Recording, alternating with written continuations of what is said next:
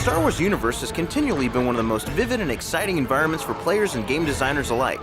This fall, LucasArts and Pandemic Studios emerged from hyperspace to present Star Wars Battlefront, one of the most epic and highly anticipated Star Wars-based games ever created. Star Wars Battlefront is a totally different type of Star Wars game. You're building your own Star Wars fantasy. You're picking your own characters. You can be a stormtrooper, a rebel pilot, a clone trooper, battle droid. Really, at the core of what this game is recreating the great battles. Any battle you've seen from any Star Wars movie will be in the game. You watch the movies for such a long time, now you get to actually play the battles in a whole new way. We've captured a command post. Star Wars Battlefront combines the best of first-person and third-person action games because you can play from both perspectives. In addition, gamers can choose from several modes of play: single player, the innovative multiplayer Galactic Conquest mode, and even online. In Galactic Conquest, what you do is you take on the role of one team or one side, for example, the Rebels, and you're trying to take over the whole galaxy. And you move from planet to planet. One part you might be a Wookiee, and then the next part you might be a droid, and the next part you might be a stormtrooper. So you have just this huge volume of material to really build your own non-linear story. This is introducing a whole new kind of gameplay for Star Wars gamers with multiplayer combat.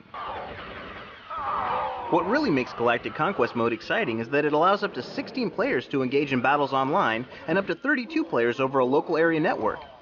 Star Wars Battlefront is a great online game, and what makes it a blast is it gives you the ability to play your buddies in these huge epic battles.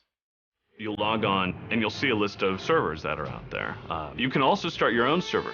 If you want to play the Battle of Hoth, it's one way to play it single player, but it's a whole new experience when you play it with your friends. I think you're going to have a huge online community that's going to be building around this game.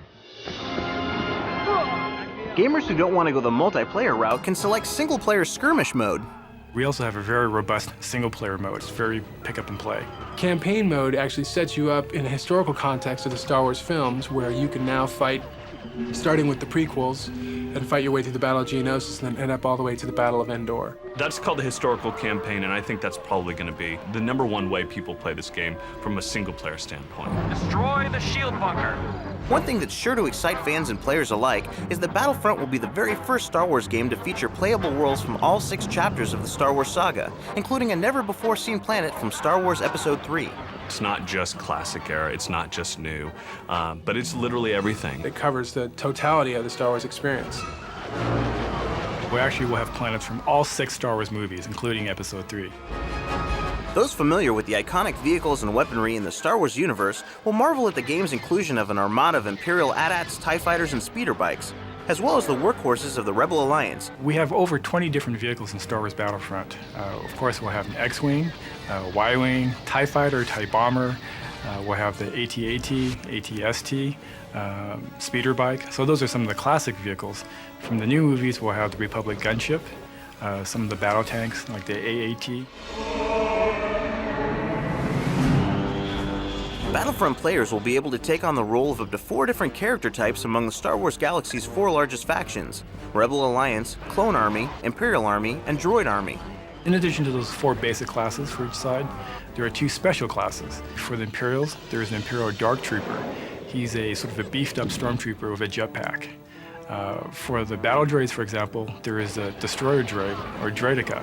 He's a very interesting unit. I think that's something that we can only get in a Star Wars game. One of the things that makes Rebels special are Wookiees. Everyone loves Wookiees, everyone loves Chewbacca. One of the characters you can play in the Rebels is as a Wookiee. When you're playing as a Wookiee, your special ability is the ability to repair, vehicles that are in the field. With infinite open-ended outcomes and the gamer's ability to always find a battle in progress online, the creative team behind the game has made replayability an integral factor in the game's design and appeal. This game is just jam-packed with replayability because there's no set outcome. The way you play the game determines how the game's going to end. Destroy the shield bunker. You can play every campaign as a Rebel and then go back and play as an Imperial. And then in multiplayer, of course, that's where replayability really comes in. You could play this game for months and months and months on end, and you'll never repeat the exact same experience. We've captured a command post. With Episode 3, the highly anticipated final chapter in the Star Wars saga just around the corner, Star Wars Battlefront is sure to give gamers and fans alike the ultimate Star Wars experience.